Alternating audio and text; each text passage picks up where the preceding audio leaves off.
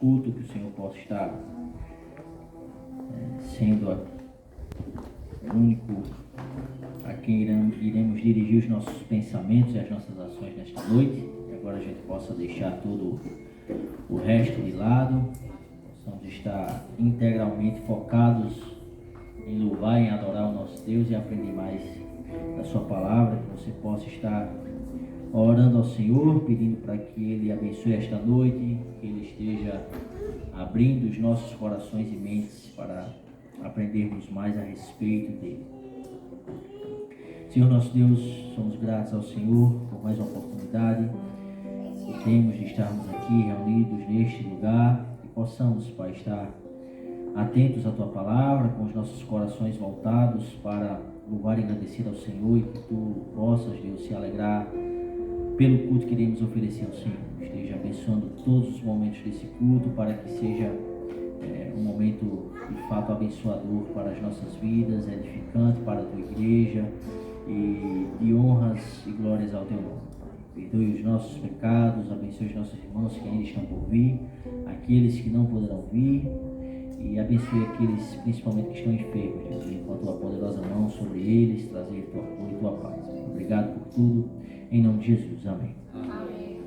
O profeta Isaías, no capítulo 25, traz um cântico de louvor pela misericórdia divina, dizendo: ó Senhor, Tu és o meu Deus, eu Te exaltarei e louvarei o Teu nome, porque tens feito maravilhas e tens executado os Teus conselhos antigos, fiéis e verdadeiros. Então, vamos cantar e louvar ao nome do nosso Senhor, que é o nosso Deus.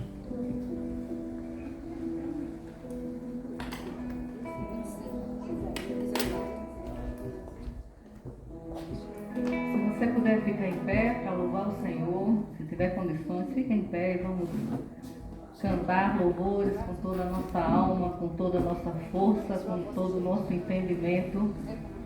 Seja engrandecido, ó Deus, da minha vida.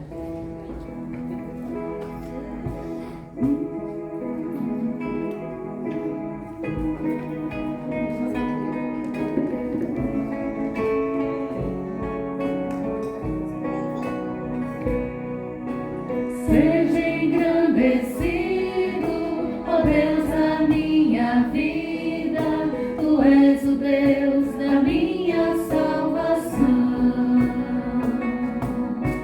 És a minha rocha, a minha segurança, meus lábios sempre Te exaltarão. Aleluia.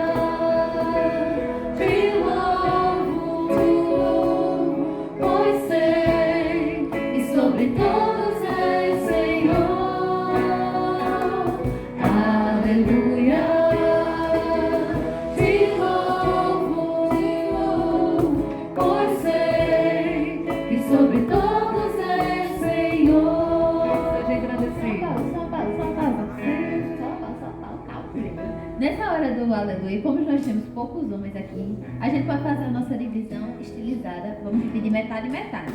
O pessoal que está aqui a esse lado vai começar e esse pessoal aqui dividir. Na segunda parte. Aleluia, aleluia, te louvo, você. Pronto, entendeu? É isso mesmo, vamos testar. Seja engrandecido, ó Deus da minha vida, Tu és o Deus da minha salvação. És a minha rocha, a minha segurança, meus lábios sempre Te exaltarão. Aleluia. Te louvo, pois sei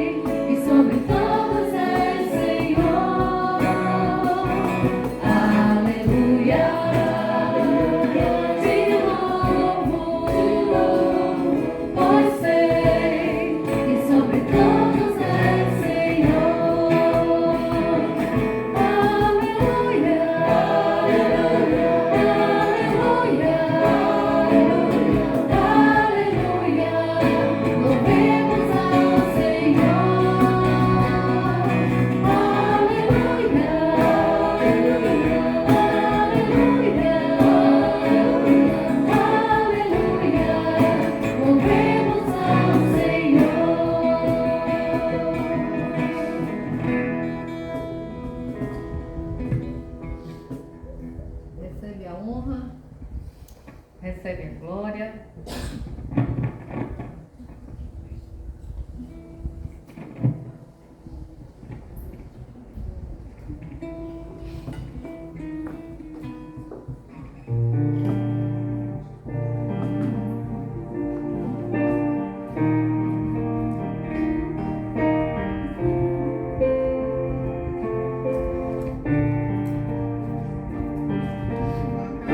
Eu posso ver as multidões prostradas aos teus pés, ó Rei Jesus. Eu posso ver são mãos erguidas em adoração a ti, Jesus. Em toda a terra um novo canto que exalta e glorifica a ti, Jesus. Em toda a terra um povo santo que vive pra ti, ó Rei Jesus. Recebe a honra, recebe a glória, todo domínio e poder são para ti. A majestade e as riquezas, tudo aos teus pés, pois és Rei sobre nós. Eu posso ver as multidões prostradas aos teus pés, ó Rei Jesus. Eu posso ver são mãos erguidas em adoração a ti, Jesus. Em toda a terra um novo canto que exalta e glorifica a ti, Jesus. Em toda a terra um povo santo que vive pra ti, ó Rei Jesus. Recebe a honra, recebe a glória, todo domínio e poder são para ti. A majestade e as riquezas, tudo aos teus pés, pois és Rei sobre nós. Recebe a honra, recebe a glória, todo domínio e poder são para ti. A majestade e as riquezas, tudo aos teus pés, pois és Rei sobre nós, Senhor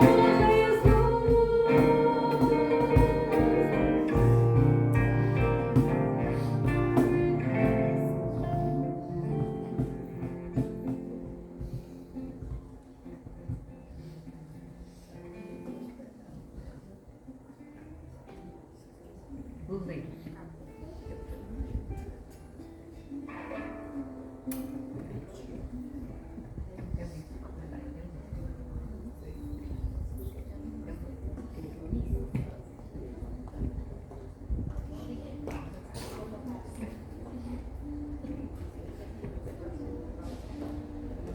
Irmãos, pode sentar.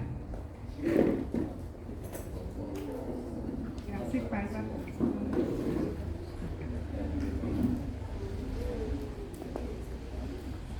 Uma da demonstração de nós para Deus é a obediência.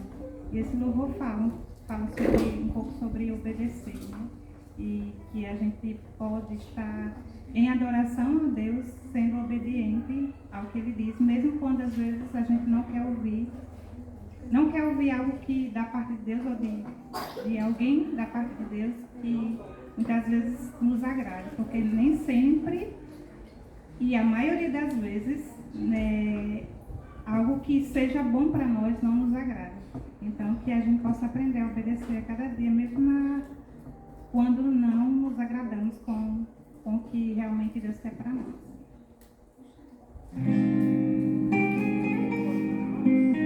Se alguém souber, pode cantar também. É conhecido.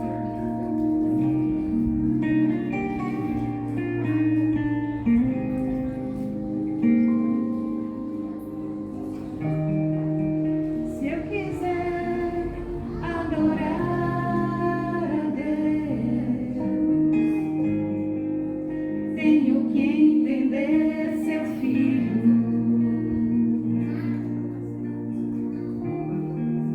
Se eu quiser adorar a Deus, tenho que ouvir do Espírito e obedecer.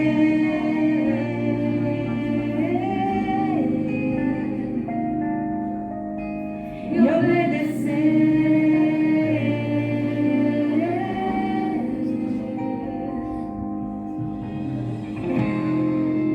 Tenho que aprender a ouvir,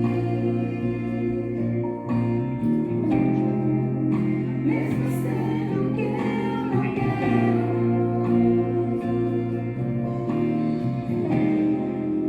Ainda assim abrir meus lábios para adorar, para adorar, para adorar. Se eu quiser adorar a Deus,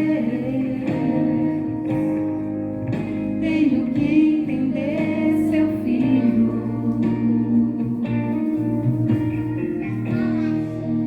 Se eu quiser adorar a Deus, tenho que ouvir do Espírito e obedecer. E obedecer.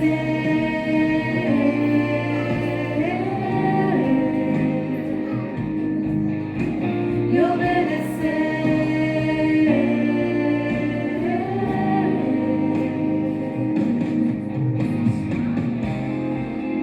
Tenho que aprender a ouvir,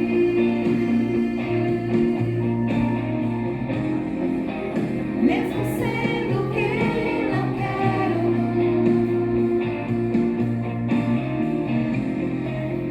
E assim abrir meus lábios para adorar, para adorar, para adorar, para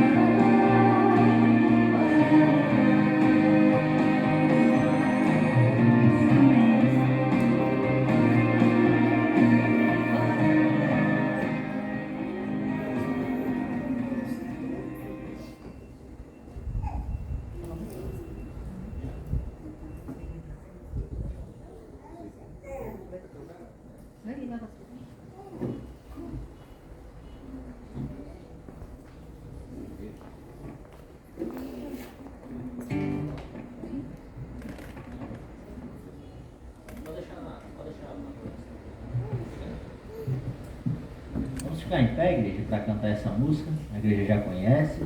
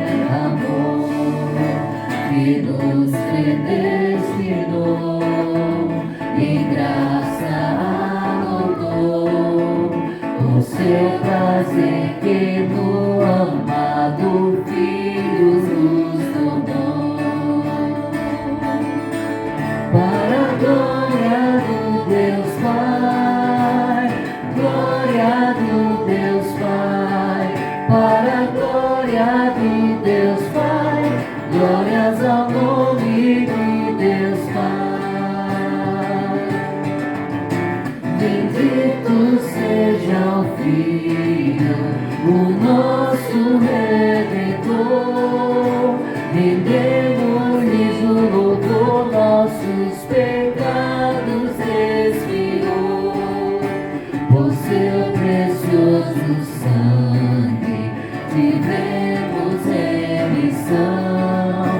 Na rica graça derramada, o pleno perdão, e revelou a nós a nossa união, nos atraindo como herança dentre a criação. Para a glória do Deus Filho, glória do Deus Filho, para a glória de Deus Filho, glórias ao nome de Deus Filho. Bendito seja o Santo Espírito de Deus, pois crendo no Evangelho recebemos seu ser, em toda nossa herança, completa redenção, na possessão contraída, tão grande salvação, e hoje testifica aqui dentro de nós que Jesus vive e reina e em breve há de vir. Para a glória do Deus Santo, glória do Deus Santo, para a glória do Deus Santo, glórias ao nome do Deus Santo. Aleluia, amém. Aleluia, a igreja diz amém. Aleluia, amém. Aleluia, a igreja diz amém.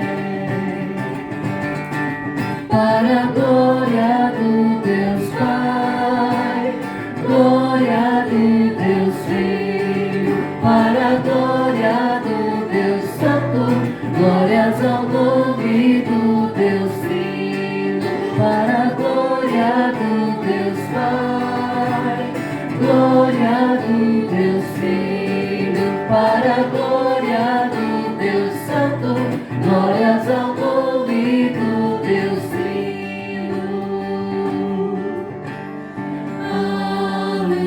Aleluia,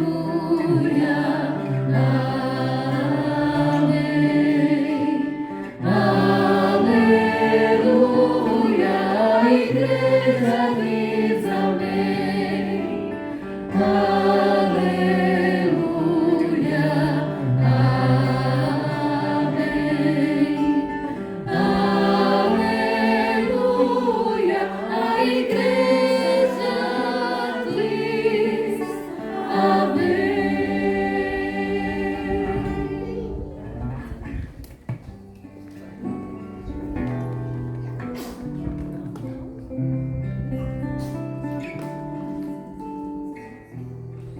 Vamos continuar, né, louvando o nosso Deus, porque nós queremos sempre estar na presença dele, né, louvando e engrandecendo o nome dele, nosso grande Deus.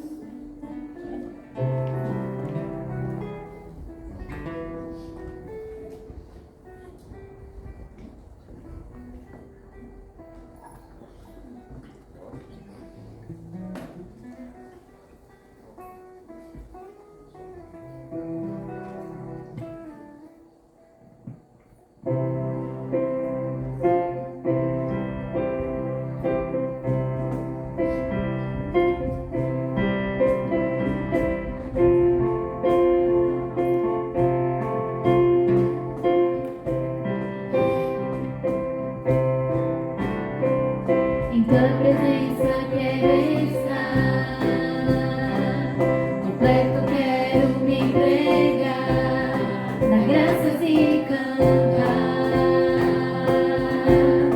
na graça de cantar. Em tua presença quero estar completo, quero me entregar na graça de cantar, na graça de cantar. Pois o Senhor é nosso Criador, nas tuas mãos estão a terra e o mar, o universo se ajoelha e louva, teu nome exaltado no esplendor da tua santidade, é onde eu preciso te adorar, ó Rei dos Reis, grande Deus. Jesus, eu quero te aclamar, com alegria te louvar, enquanto eu viver, enquanto eu viver.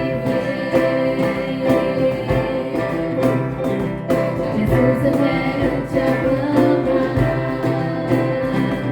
com alegria te louvar, enquanto eu viver, enquanto eu viver. Pois o Senhor é nosso Criador, nas tuas mãos estão a terra e o mar, o universo se ajoelha e louva, teu nome exaltado no esplendor da tua santidade, é onde eu preciso te adorar, ó Rei dos Reis, grande Deus.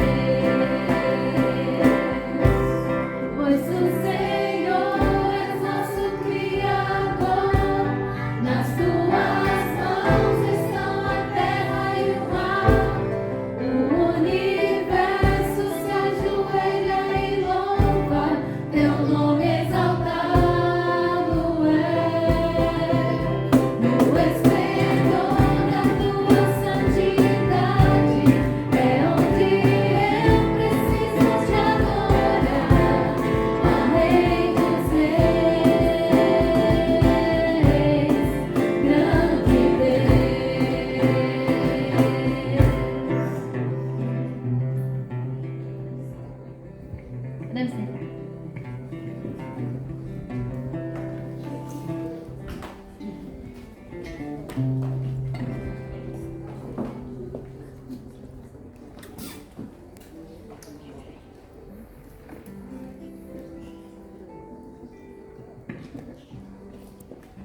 Podemos sentar.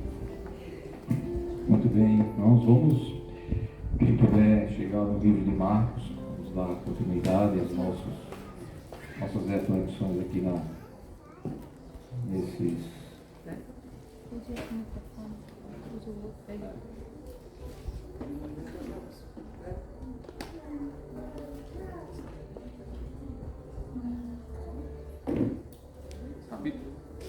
Estamos na sequência nossa, estamos lá no capítulo 8. Menino, mas que surpresa boa. Giovana, por favor, quem que vai dar um abraço em Giovana ali? E a filha dela, por favor. E a filhinha dela, parece que é a cara dela, né?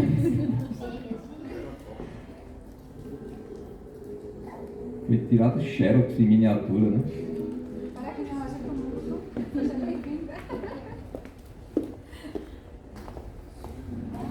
Muito bem, então vamos seguir na nossa leitura aqui no livro de Marcos. Estamos no capítulo 8 ainda. Vamos devagar, né?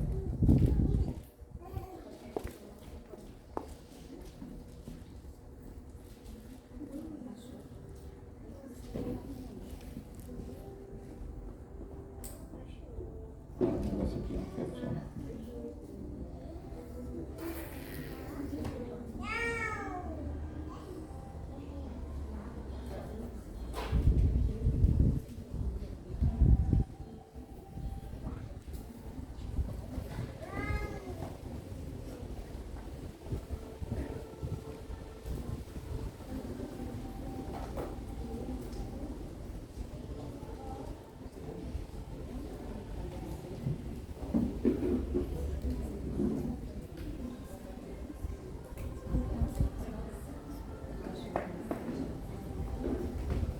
Muito bem, então o capítulo 8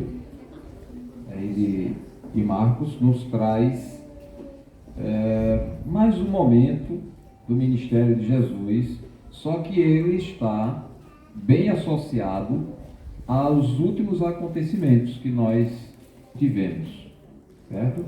Nós tivemos recentemente aquele relato, não é um relato, é a narrativa aí de Marcos, da multiplicação dos pães, e depois, quando Jesus sai lá do lado oeste, lá do Mar da Galileia, e volta em direção ao lado leste, na verdade ele está subindo agora para aquela região lá do norte, tem umas cidades conhecidas lá no norte da Galileia, que agora vou fazer uma prova aqui, né?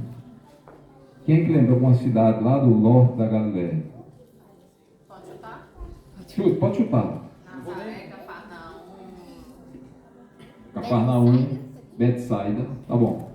Chegou onde eu queria. Onde eu queria não, onde Jesus foi, né? Onde Jesus foi. Bom, infelizmente o meu esboço está literalmente nas nuvens. Não quero. Nós vamos... Não, pode deixar, estou tranquilo. Certo? Temos o relato a partir do capítulo 8, versículo 22 em diante. Certo? Então vamos fazer essa leitura aqui. Então, chegaram a Betsaida. Pronto. Está aí a cobra, né? Chegaram a Betsaida. Mais uma vez, Jesus volta para aquela região, aquele lugar, uma aldeia no passado, ela evoluiu com o tempo, e o nome dela é Betsaida.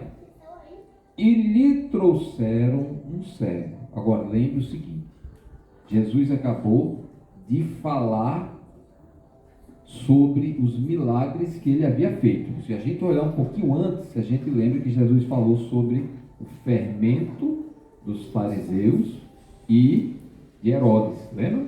Então, ele fala do fermento dos fariseus e Herodes. Ele tinha pouco tempo antes feito pelo menos 2 milagres de multiplicação de pão. Isso está bem claro, o registro parece estar condizendo com o que Jesus mesmo lembra para os discípulos. Vocês lembram dos 5.000 que foram alimentados e vocês lembram dos 4.000 que foram alimentados. Então está bem preciso. Provavelmente não teve outra multiplicação de pães. Foram só 2, possivelmente, viu? Então, está bem amarrado aí com as palavras de Jesus. E agora, aí depois Jesus fala do fermento e os discípulos ainda ficaram meio perturbados com essa história, porque eles saíram rapidamente daquele lado oeste e entram no barco. Jesus sai meio apressado ali com eles e Jesus fala de fermento. E eles estavam levando um pão. Aí eles ficaram, será que Jesus está falando? Ficaram ainda sem entender. Não entenderam o que Jesus estava falando quando estava dizendo fermento dos fariseus e fermento dos herodianos, de Herodes, dos saduceus, aquele povo todo lá. Que hoje nós entendemos, e juntando com outros textos, a gente viu que eram as doutrinas falsas, era a hipocrisia, certo? Juntando essas coisas que vão se enfronhando no meio do povo de Deus, no meio da igreja, e isso torna a massa toda levedada, como ele diz. O pão, né? Todo levedado. Aí o povo de Deus vai sendo influenciado com facilidade por conta de hipocrisia e por conta de falsa doutrina. Que aí entra no meio do povo e vai.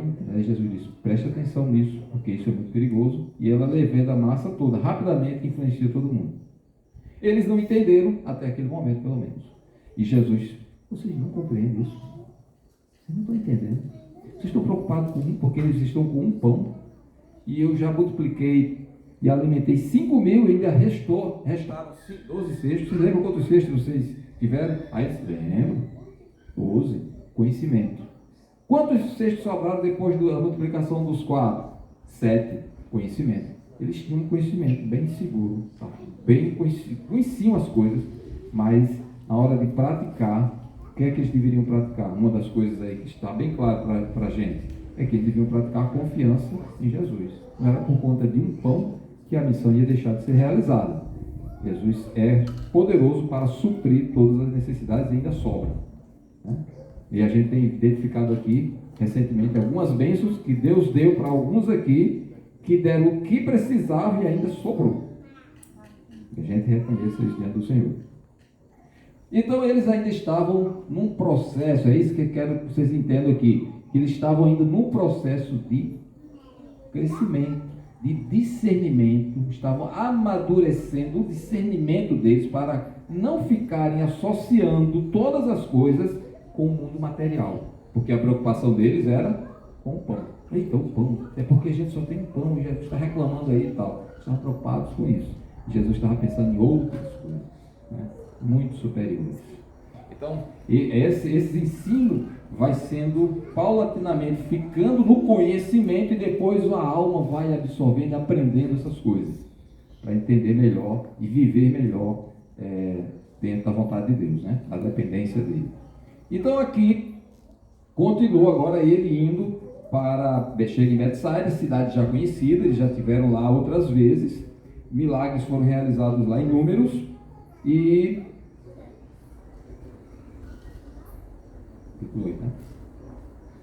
aqui ele chega lá e lhe trouxeram um cego, rogando-lhe que o tocasse. Mais uma vez alguém pede para Jesus tocar um doente para que ele seja curado, que era esse o propósito naturalmente das pessoas quando traziam seus doentes. Jesus tocar, e porque eles sabiam que quando Jesus tocava nas pessoas, dava um comando rapidamente, dizendo cura-te, cala-te, quando era o espírito demoníaco, então fica limpo, para o caso de leproso, então dava um comando rápido e instantaneamente a pessoa era curada, e certamente essa expectativa existia nessas pessoas que trouxeram esse rapaz, essa pessoa que era cega. Versículo 23, Jesus tomando o cego pela mão, aí observa, olha a cena, Jesus pega o cego, as pessoas chegam em Betsaida, cheio de gente lá, tinha multidão já. Aí chega alguém, olha, está aqui para o senhor tocar nele para ele ser curado. Aí ele pega o rapaz, a pessoa, pela mão. Olha só, está a multidão aqui. Ele pega, ele sai atravessando o meio da multidão. Ele não está nem aí para a multidão, nem para a cidade, né? Ele sai no meio da multidão e, na sequência, levou-o para fora da aldeia. Ele usa o termo aldeia aí para esse lugar que estava em ascensão, provavelmente era uma cidade, mas era uma cidade pequena originalmente, chamada aí de uma aldeia, né? E aí Jesus sai, não deixou de ser visto pela multidão, é claro aqui. Saiu pelo meio da multidão, as pessoas foram acompanhando, pelo menos olhares estavam lá em cima de Jesus e acompanhando ele, o que ele estava fazendo ali com aquele cego, né? E ele foi para fora da aldeia. Chegando lá, diferentemente da maneira que foi solicitada, ele aplica a saliva aos olhos do cego. Ele já tinha feito isso, né? Naquela cura do surdo gago, né? Aplicou saliva na boca dele, não foi? Aí agora aqui ele faz isso. A saliva, por incrível que pareça, pelos historiadores, era um tipo de tratamento que se fazia para as pessoas doentes, né? Hoje as pessoas talvez nem conheçam isso, né? Aplicar saliva para curar uma enfermidade não é muito... Mas naquela época havia esse tipo de coisa, né? E ele aplicou a saliva aos olhos, impondo-lhe as mãos. Então ele realmente colocou as mãos sobre aquele rapaz, aquele cego, né? E perguntou a ele, você vê alguma coisa? Aí o versículo 24, diz assim: este, falando do cego, né? Este, falando do cego,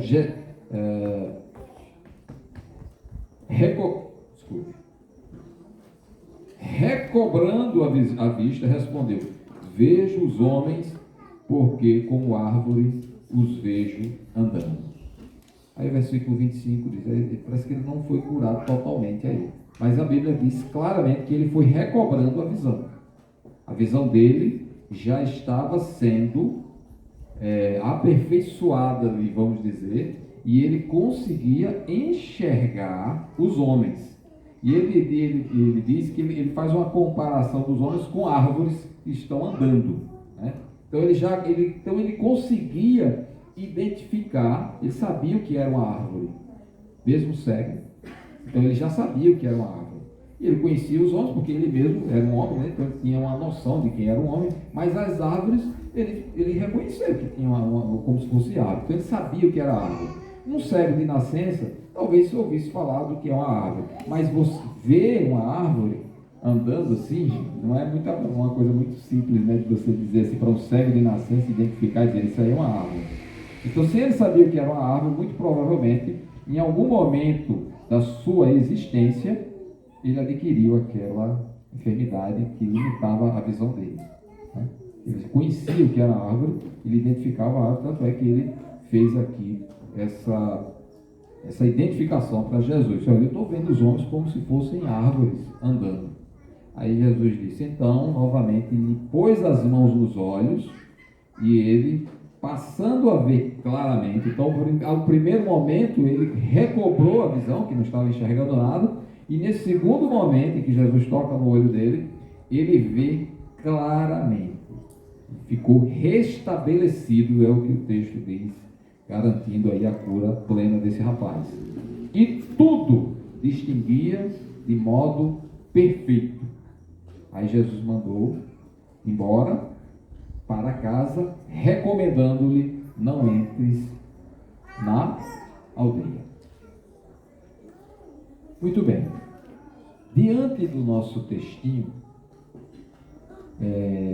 que é um pequeno, grande texto, pequeno porque é curtinho, mas ele é rico em conteúdo, nós já podemos aqui, entre nós, chegar a algumas conclusões.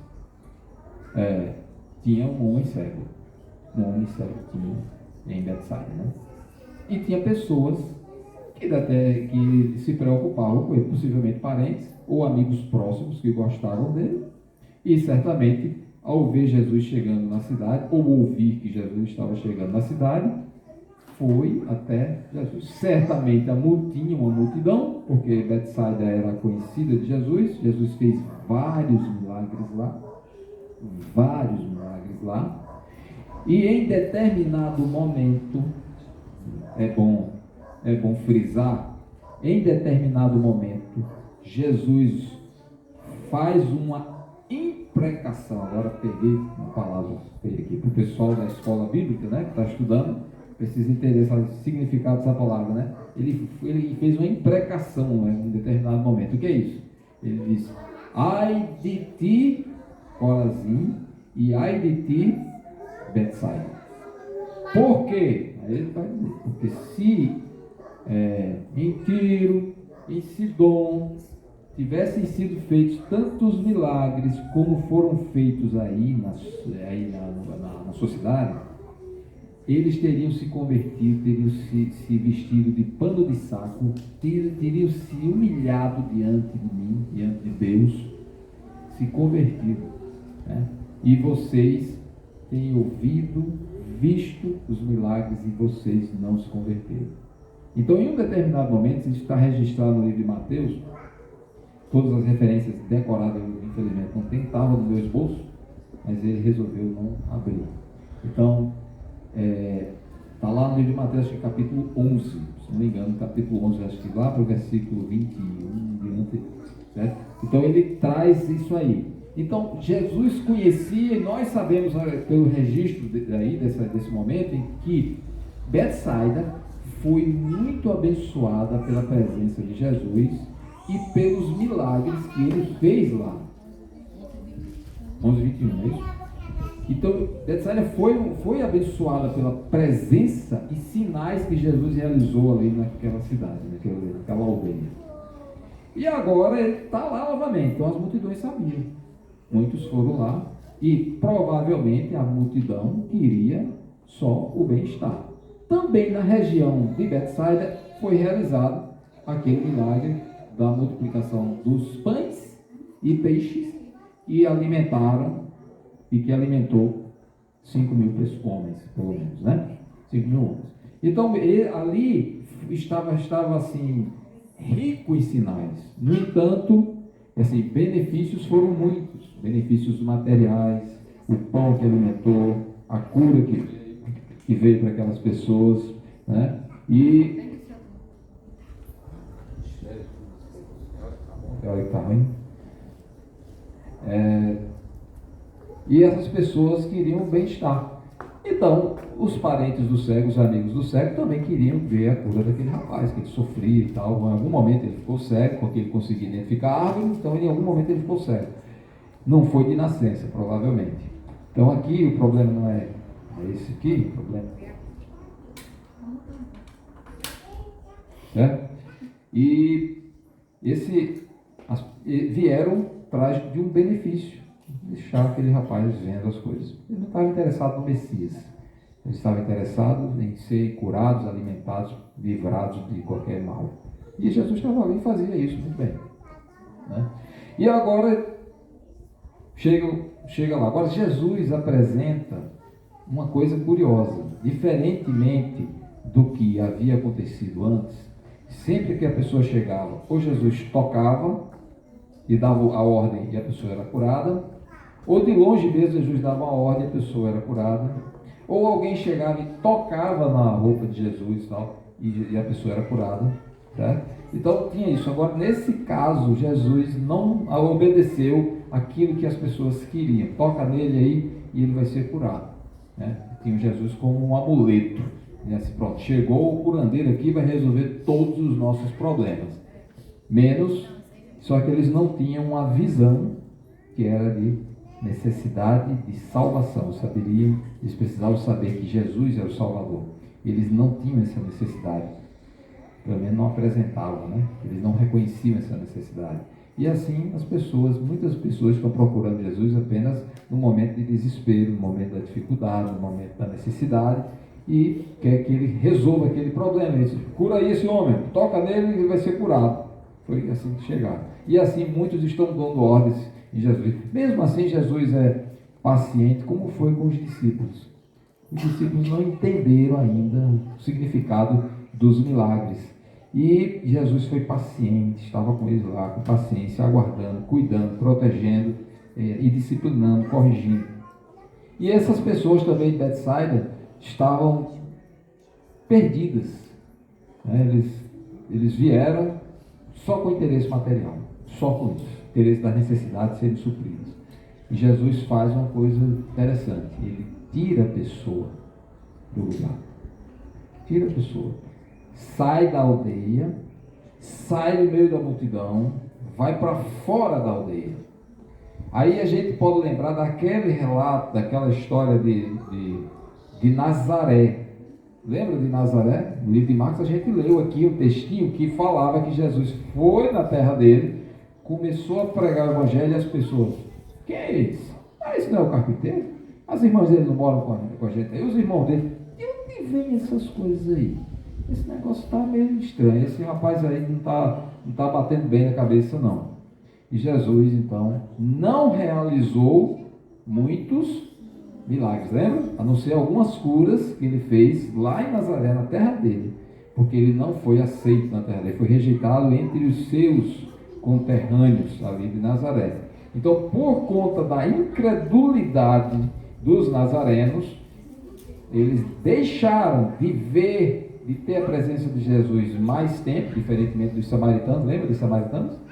Não, Senhor, o Senhor, eu quero que o Senhor fique aqui. O samaritano queria que Jesus ficou 3 dias lá, seguraram Jesus lá, atrasaram a roteiro dele 3 dias. Queremos que o Senhor fique aqui. E ele ficou lá ensinando aqueles samaritanos. Lembra da mulher de Sicar? Nesse lugar aí. em Sicar. 3 dias ficou lá. Olha só o contraste. Aí em Nazaré, então não vou fazer milagre, vocês são muito incrédulos. Nós então sai de Nazaré e Nazaré perdeu o grande privilégio. Betsaida recebeu muitos milagres. Teve testemunho abundante ali, né? E culminando até com a multiplicação de pães e peixes naquela região. E agora querem mais um milagre. Aí Jesus, lembra que Jesus já tinha negado fazer esse sinal diante dos fariseus que estavam lá do outro lado, naquela cidade de Magá. No domingo passado, Magá. Magdala,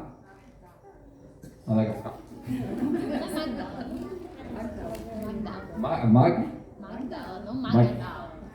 Tem a Magadã, não era isso? Tem um nome.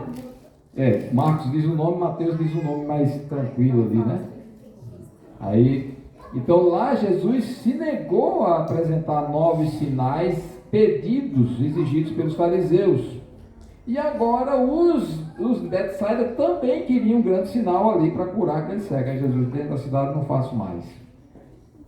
Sai, puxa, e mesmo assim ele usa de bondade com o rapaz, né?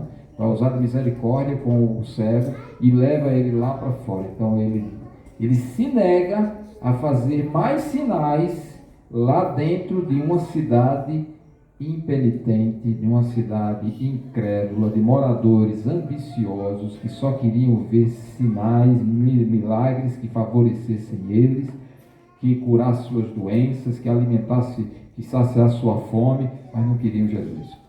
Eles queriam só os milagres de Jesus. Aí Jesus, eu não faço mais aqui. Saiu da terra deles, lá fora da aldeia, faz. Aí ele fez. As multidões viram, né? Aí Jesus faz de um modo diferente, né? Mas ele fez tudo muito rápido. Lembrar o seguinte, que o milagre de Jesus é instantâneo, mas nesse caso ele chegou e disse, botou saliva lá no olho, aí disse, você está vendo alguma coisa? Ele disse, estou vendo os homens como se fossem árvores, né? Aí ele já sabe que ele conhecia, sabia o que era árvore. E aí Jesus toca nele novamente, e aí ele vê perfeitamente, tudo no mesmo horário, não tem esse negócio, vem amanhã que eu vou fazer mais uma coisa.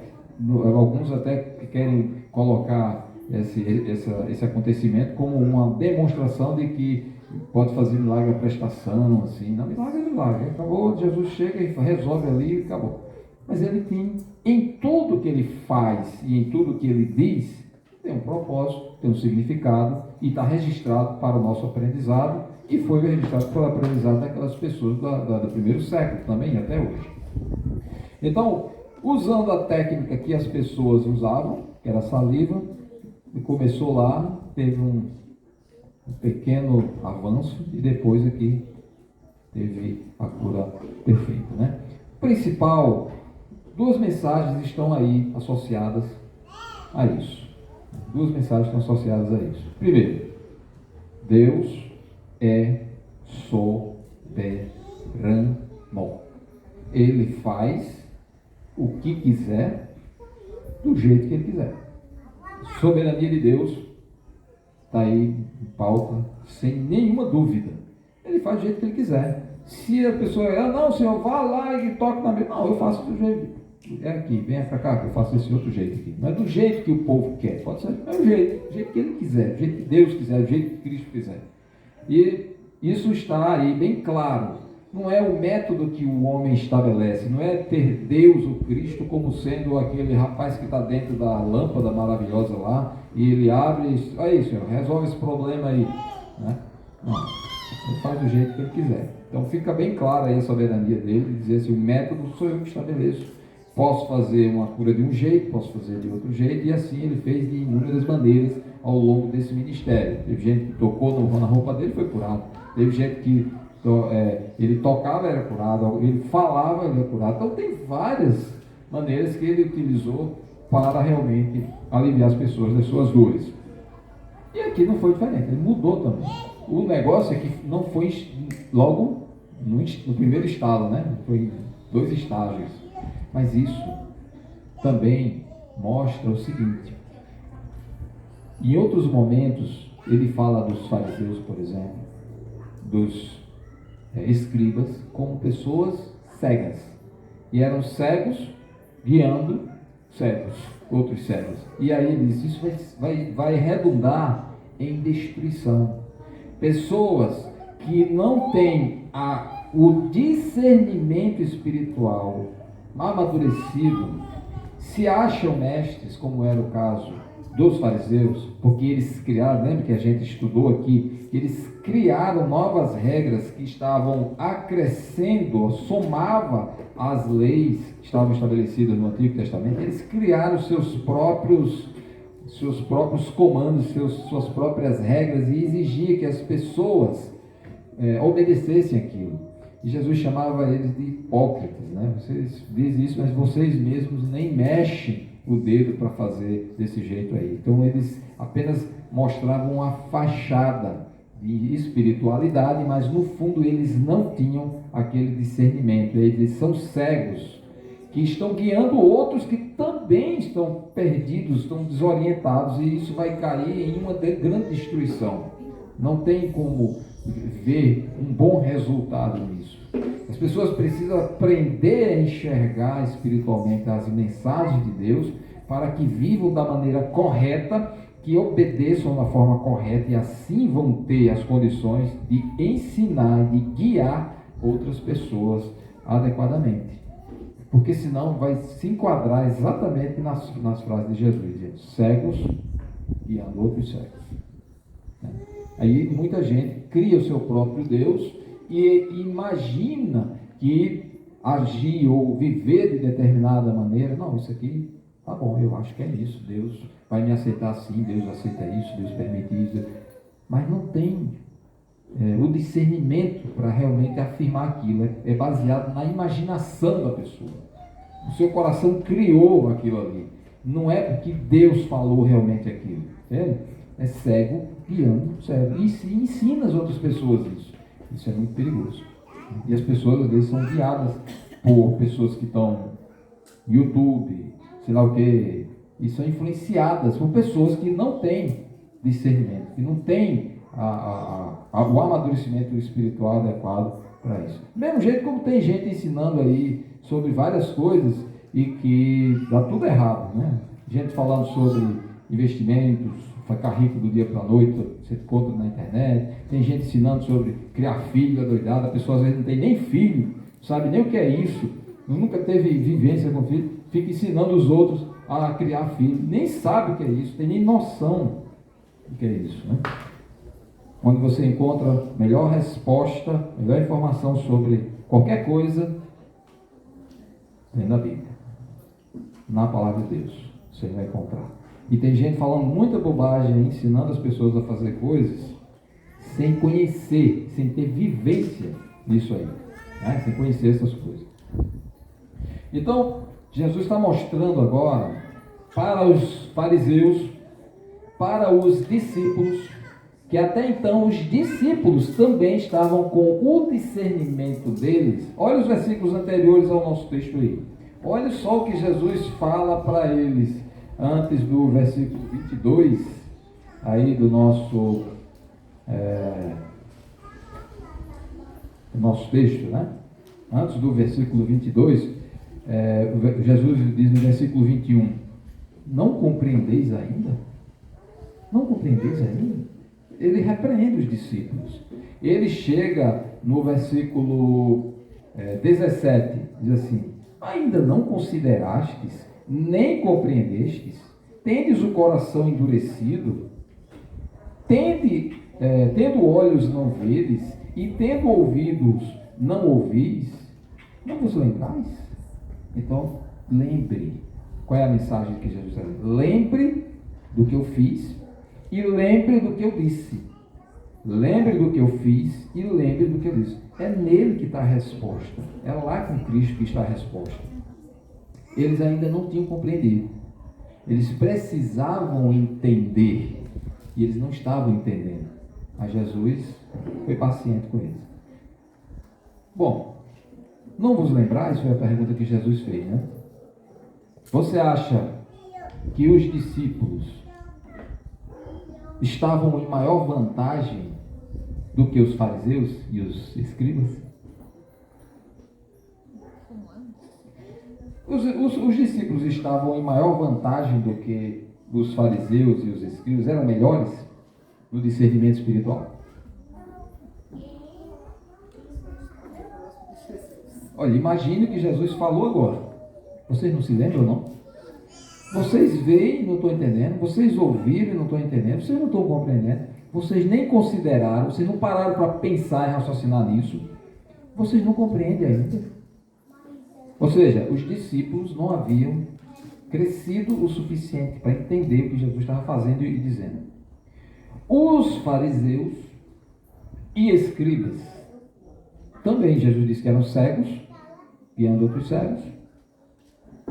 Ora, em algum momento, eu já falei isso aqui, e a gente, ao longo da nossa leitura, a gente vai constatando o que eu estou dizendo. Em momento nenhum, a gente vê os fariseus e os escribas e os principais sacerdotes negando que o que Jesus fez é verdadeiro. Ou seja, ninguém chega a dizer assim, esse milagre foi falso, foi uma invenção, foi uma fraude. Ninguém chegou para Jesus para dizer isso. Sempre eles identificavam, constatavam que o que Jesus havia feito era verdadeiro. Às vezes vinha aquela comitiva lá de Jerusalém para chegar na Galiléia para observar o que Jesus estava dizendo e fazendo. E eles realmente identificaram que Jesus, constatavam que o que Jesus fazia era verdadeiro. Ninguém chegou para dizer, esse milagre aí foi uma fraude, eu conheço essa pessoa aí, não era certo, coisa nenhuma, foi comprado ali. Ninguém. Ele simplesmente dizia, mas esse homem aí está fazendo esses milagres, desse jeito o povo vai ficar convencido e não sei o que. Eles estavam preocupados era com isso. Mas não em mostrar que estava errado o que Jesus fazia, que era falso. O que Jesus dizia, eles sabiam, porque eles sempre tinham, ou eles estavam presentes, ou mandavam alguém para ouvir.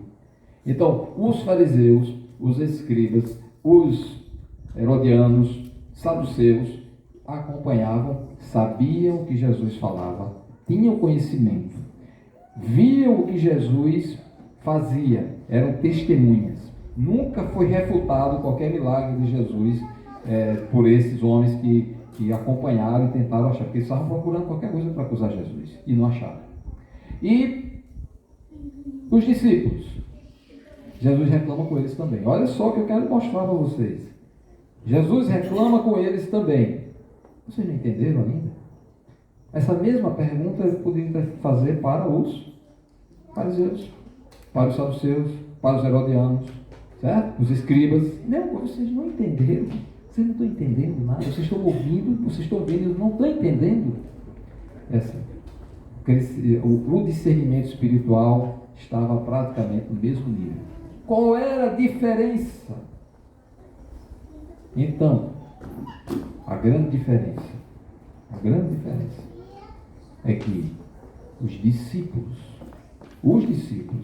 não estavam buscando em Jesus um meio de derrubá-lo, um meio de destruí-lo, um meio de pegá-lo em contradição. Eles testemunharam do mesmo jeito, viam que era verdadeiro, ficavam admirados, mas ainda seu discernimento espiritual era baixo.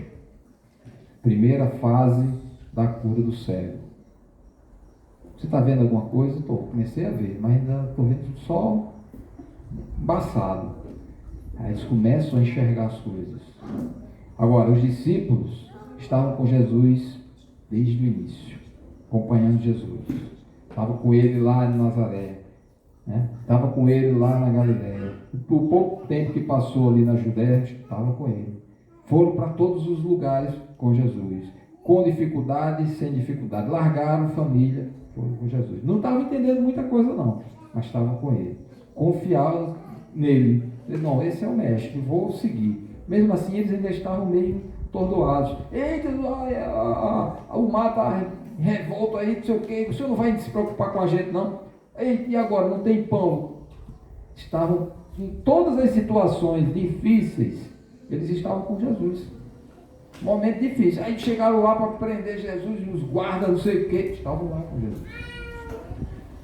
eles também presenciaram momentos de glória, os milagres, as pessoas espantadas, admiradas, glorificando a Deus e eles testemunhando, né? Lá no mar, o mar já querendo invadir tudo e tomar conta. Quem estava lá? Os discípulos. Estavam lá com ele, enfrentando a tempestade com ele, né? Viram a grande calmaria que se fez quando houve a intervenção de Jesus, né? Então eles estavam acompanhando Jesus nos momentos difíceis, lá na dificuldade, nos momentos de glória, viram a transfiguração, pelo menos alguns deles, né? No momento de glória, ouviram a voz, tanto no batismo como lá naquele momento da transfiguração do monte. Este é meu filho amado. Pedro lembra disso quando escreve a sua epístola, lembra disso, eu estava lá, eu ouvi, quando veio do céu testemunhos de quem ele era. Então eles estavam com Jesus o tempo todo, seguindo no momento difícil, no momento de glória, até chegar no Getsemane, naquele momento de grande sofrimento de Jesus. Estavam lá. Fugiram em determinado momento, mas ali, na maior parte do tempo, estavam com Jesus. A companhia de Jesus fez grande diferença na vida deles. E eles, mesmo não compreendendo, aí às vezes estava lá Jesus contando uma parábola, aí o Senhor não deu. Socorro, me ajuda, me ensina, o que é isso? O que significa? Corriam para trás de Jesus. Cadê os fariseus? Cadê os escribas? Do mesmo jeito, sem discernimento espiritual, sem aprendizado, mas não foram para Jesus, para perguntar, para questionar, para estar com ele lá. Está pronto para tudo, né? Senhor, eu vou para lá, pode acontecer o que for, vou até a morte, Pedro. O outro lá, Filipe, vamos para Jerusalém, ele vai morrer, a gente vai também, pronto, né? Então estavam com Jesus, esse é o grande diferencial. E aí Jesus, nessa cura, ele faz justamente, além de mostrar a sua autoridade sobre o corpo, sobre as enfermidades, sobre tudo, ele também mostra como é o crescimento espiritual, que não é instantâneo, muitas vezes, né? Eu sei que tem pessoas que rapidamente aprendem coisas e mudam suas vidas. Outros ficam mais lentos, mais letárgicos, né? A coisa mais lenta para crescer, para aprender, para viver em obediência a Deus, né? E Jesus precisa ficar dizendo: você ainda não compreendeu? Você ainda não entendeu que a sua vida tem que ser desse jeito aqui? Que é desse jeito que tem que ser? Que a palavra está dizendo isso? Se firme nisso aqui. De vez em quando Jesus está lá dizendo para a gente: você ainda não entendeu? Você vai, luta por um caminho, está vendo que dá errado esse negócio, você vê que vem um resultado negativo nisso, você não entendeu ainda? Segue o caminho que vai dar na vida, né? Porque tem muitos caminhos que vão dar em destruição. Você não entendeu? É isso que Jesus está fazendo o tempo todo. E esses discípulos estavam lá perto. É recebendo a repreensão de Jesus, que ele fez com amor, certamente, com tranquilidade, com todo carinho com eles, mas fez. Mas eles estavam lá. Recebe a repreensão do Senhor, mas está lá, está lá, está lá. E aí chega o momento em que eles vão ter um discernimento maior, né? Segundo toque, aí o homem vê perfeitamente. Essa ideia do crescimento no discernimento, da compreensão da palavra de Deus e da vontade de Deus para nós. Precisa, às vezes, ter alguns estágios, né? A gente ir crescendo, né? Hoje a gente ainda está nesse processo de crescimento, mas vai chegar um momento em que as coisas que estão ainda meio obscuras para nós, estão meio embaçadas e difíceis de compreender, estarão muito claramente identificadas, plenamente explicadas e compreendidas. Mas a gente precisa fazer, não como os fariseus, que só queriam acusar Jesus. A gente precisa fazer como os discípulos, que mesmo sem ter o discernimento, ainda em aprendizado, continuar perseverantes na presença dele. Isso fez a diferença. E eles realmente Isso aí. No final, nós temos essa escritura, principalmente do Novo Testamento, que foi realmente fruto, naturalmente, Deus agindo, mas eles viraram a chave no discernimento, né? Na compreensão, e registraram essas coisas, documentaram ensinos que, se perpetuarem, estão aí disponíveis para nós, para que a gente possa, aos poucos, na hora que o Senhor tiver rentado na nossa vida aqui, Jesus pergunta: você ainda não entendeu? Senhor, eu já estou começando a enxergar. Estou vendo meio embaçado, mas estou começando. Mas eu vou querer chegar no discernimento total. Eu quero compreender tudo. Quero que chegue nesse momento e eu vou enxergar tudo. Mas até lá, tenha paciência comigo, né? E me ajude, né? Quero ficar com o Senhor o tempo todo, para eu ir aprendendo e essa minha visão espiritual ir se alargando e eu aprender e discernir melhor as coisas. Que o Senhor esteja conosco, que a gente se agarre com Ele para estar na presença dEle o tempo todo, para a gente também ir aprendendo e o nosso discernimento ir crescendo, e a gente ter plena convicção das coisas, clareza nas coisas e tomar as decisões certas na nossa vida. Amém? Senhor nosso Deus, agradecemos pela sua bondade conosco, pelo amor que o Senhor tem, e o seu cuidado de vir nos resgatar e estar conosco e pacientemente nos ajudar a compreender a tua vontade. A tua palavra já está revelada para nós. Ajuda-nos a compreender, a discernir os caminhos, tomar as decisões pelas boas veredas em nossas vidas. Em nome de Jesus. Amém. Amém.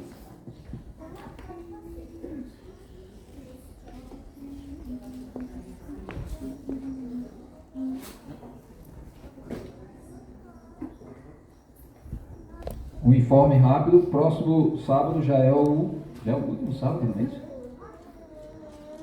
Está passando rápido, né? Então, o próximo sábado, programação das crianças, 4h30 aqui, né? E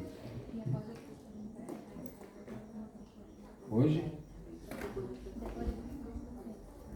Certo. Vamos ver se a gente ensaia mais uma música do Natal. Lembre-se que o Natal esse ano vai ser um pouco diferente. Não vai ser um grupo de louvor aqui. Vai ser o nosso povo todo cantando, certo? Então vai ser a igreja cantando o Natal, as músicas associadas ao Natal. E aí precisa do apoio máximo que a gente puder ter dos irmãos, né? Todo mundo participando, né? Não vai ter um grupo cantando, vai ser um grupão cantando, se Deus quiser, né?